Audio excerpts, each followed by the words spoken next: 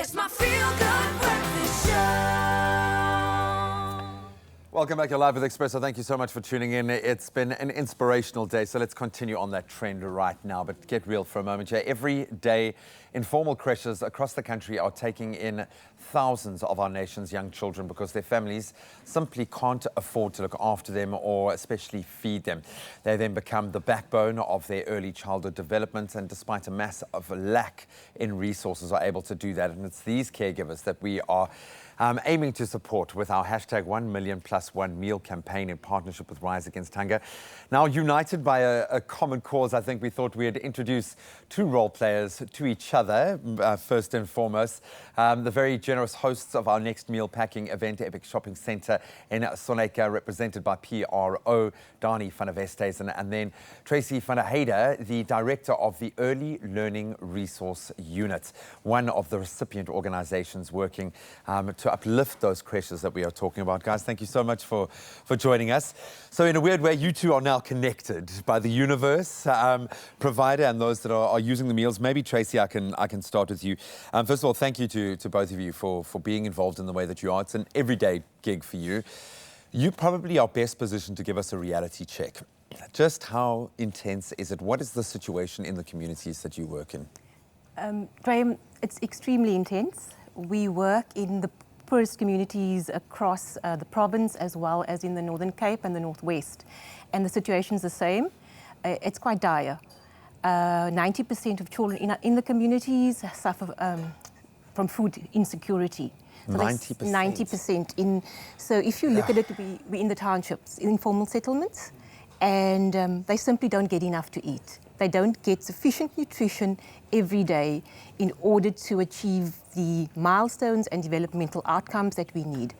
So we've partnered with organisations like Rise Against Hunger in order to ensure that there is sufficient food in these homes. And it's not just the children, it's the families as well.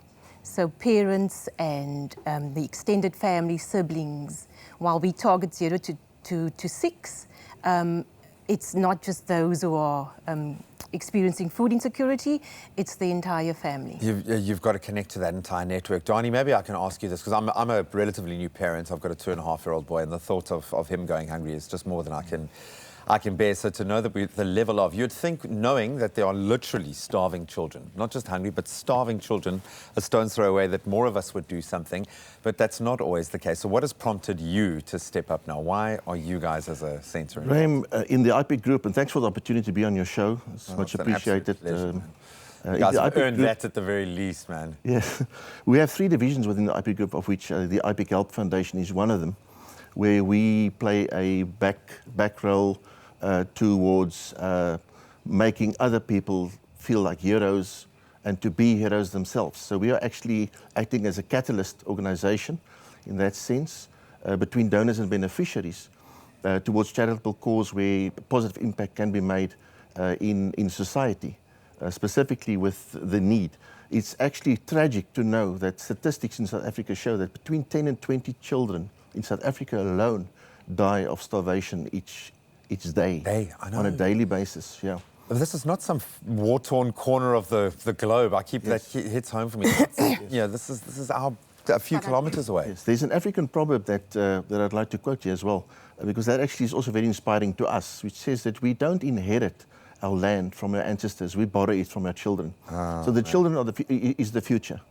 And Mahatma Gandhi himself said that where there's love, there's life. And where there's life, there's hope. And where there's hope, there's a future. And that's exactly what we try to accomplish by supporting organisations such as the Rise Against Hunger in support of the objective to eradicate hunger by the year 2030.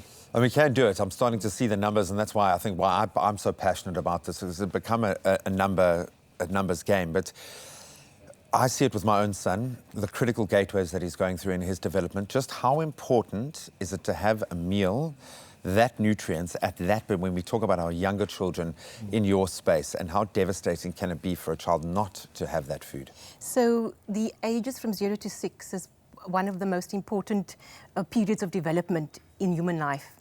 So any delays or lack of support in that critical period means that children are behind.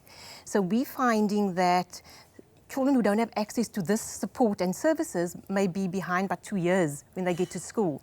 So it accounts for the high dropout rates in school, low literacy, low numeracy.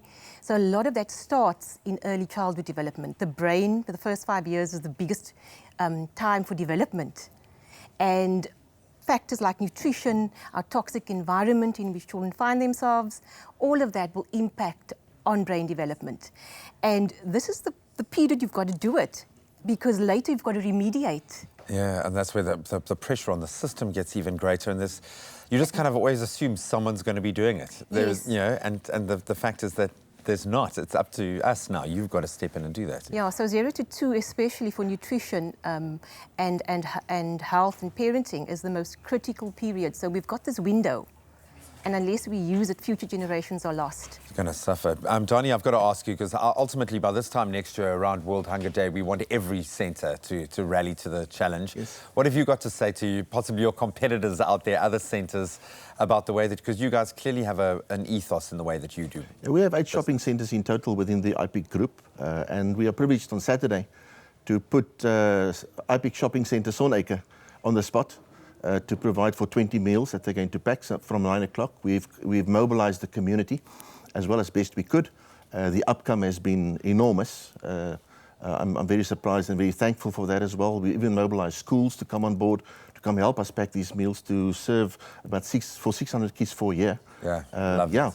I'd actually like to say as well that to other corporates out there, we have a social responsibility to come on board and to make a difference in someone else's life. And what better to do than to make a difference in a child's life in South Africa today? Oh, completely, absolutely love that. I wish I had more time with both of you, but you will feel the love at Soneike. It's going to be an amazing day. Tracy, thank you so much for the work that you do every day. I'm glad this connection has been made, and we are well on our way. Of course, this coming weekend, we're going to take our total tally in our campaign thus far to 140,000 with the meals that we add at Soneike. You can just rock up and come and join the fun, share a little bit of love, or you can sign up at Rise Against Hunger. That's rahafrica.org